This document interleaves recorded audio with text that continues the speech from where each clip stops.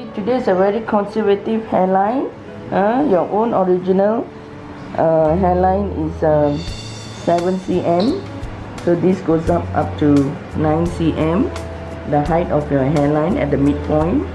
And then this is the shape of the hairline. And if you look at this is your parietal humps, both the sides. So the angle and direction will be single hair this side and single hair this side.